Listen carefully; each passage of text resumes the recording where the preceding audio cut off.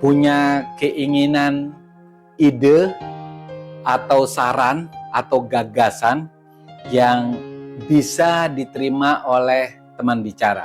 Ya, teman bicara ini bisa anak, bisa sahabat, bisa murid, dan bisa audiens. Ya, dan seringkali yang terjadi adalah kita malah marah karena teman bicara kita ini kepala batu. Apa yang kita ajukan ide, saran, gagasan itu cuma masuk telinga kiri dan keluar ke telinga kanan, atau masuk telinga kanan, hinggap di kepala sebentar, lalu dia keluar lagi ke telinga sebelah kiri. Oke?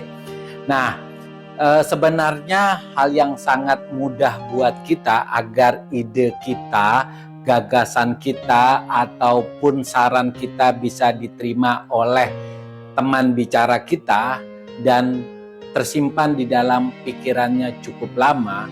Kita harus melihat waktu, momen, atau tempat yang tepat. Oke, jadi tempat, waktu, dan momen itu bisa terjadi secara alamiah dan secara buatan. Jadi kita sebelumnya harus tahu dulu apakah orang yang kita ajak bicara itu berada di gelombang pikiran yang mana. Jadi teman-teman, gelombang pikiran manusia itu ada 4 ya. Pertama, gelombang pikiran yang disebut dengan gelombang beta. Kemudian turun lagi menjadi gelombang pikiran yang disebut alfa, turun lagi ke theta, dan turun lagi ke delta.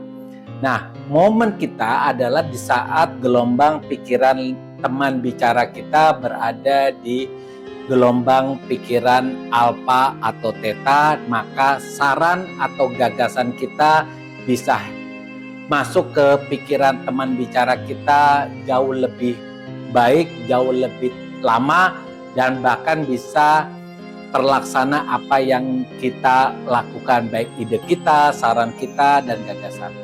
Biasanya ya, gelombang pikiran seseorang itu bisa berada di gelombang alfa ketika seseorang sedang beristirahat atau mau tidur ya, sehingga tepatlah waktunya kalau kita memberikan ide gagasan kepada teman bicara kita, termasuk anak, pasangan hidup kita pada saat kita menjelang tidur atau istirahat.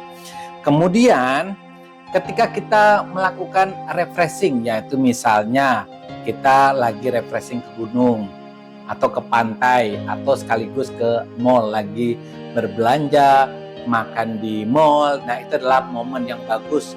Ketika itu pikiran kita itu lagi istirahat, lagi refreshing, biasanya gelombang pikirannya berada di gelombang alfa.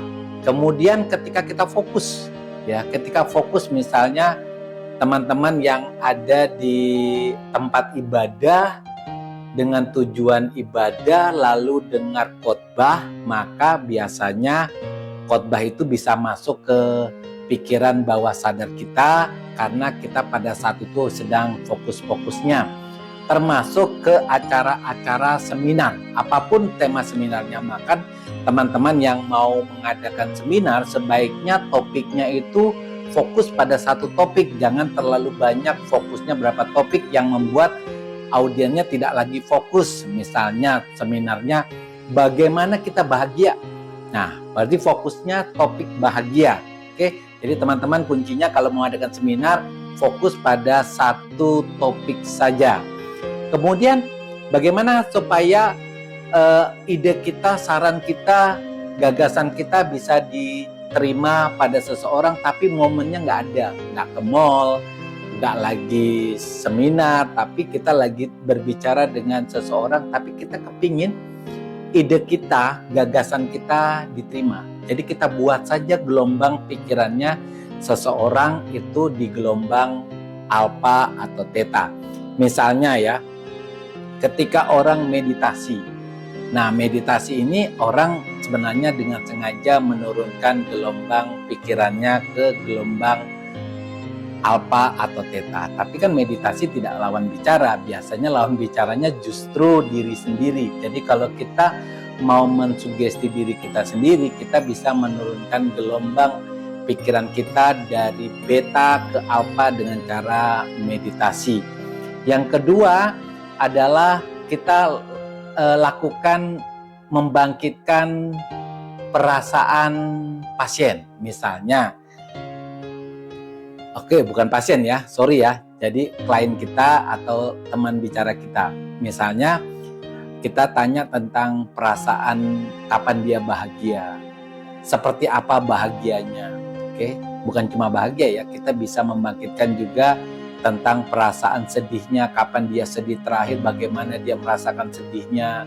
Nah, ketika kita memunculkan perasaan bahagia atau perasaan sedih, sebenarnya kita telah membangkitkan pikiran bawah sadarnya atau menurunkan gelombang pikirannya ke gelombang alfa, bahkan bisa ke theta. Nah, di saat dia sudah membangkitkan perasaannya, baik bahagia maupun sedih, pada saat itulah momen kita memberikan ide, gagasan, atau saran. Nah, ada lagi satu caranya adalah memutar memorinya. Kenapa dokter anggap memutar memori ini adalah waktu kita untuk masuk ke pikiran bawah sadarnya? Karena pikiran bawah sadar itu berfungsi sebagai tempat untuk menyimpan memori kita. Jadi dari kecil sampai dari lahir ya, sampai kita dewasa sekarang ini, kemudian emosional juga ada di pikiran bawah sadar kita, di samping juga ada kebiasaan habit ya, atau perasaan fobia atau apa itu, dia berada di pikiran bawah sadar. Kalau kita bisa membangkitkan pikiran bawah sadar ini, maka sebenarnya waktunya lah kita memberikan sugesti atau saran. Misalnya gini, ketika dia misalnya bisa mengingat peristiwa di SMA, misalnya dia waktu itu terpilih menjadi ketua OSIS di SMA, misalnya ya itu ya. Jadi kita tanyakan saja waktu itu tanggal berapa sih tepatnya. Nah, misalnya dia ingat. Kalau dia tidak ingat nggak apa-apa, yang penting dia berusaha untuk mengingat peristiwa itu. Misalnya yang kedua, waktu itu pesertanya siapa sih yang milih, berapa orang yang memilih kamu dapat berapa suara sih gitu ya. Nah, ketika klien kita ini berusaha untuk mengingat ya peristiwa waktu dia terpilih jadi ketua OSIS saat itu, dia bisa mengingat, atau anggap aja dia tidak mampu mengingat dengan jelas, tapi dia berusaha mengingat. Sebenarnya dia berusaha membangkitkan pikiran bawah sadarnya. Dia berusaha untuk menurunkan gelombang pikirannya dari gelombang beta ke alfa, bahkan ke theta.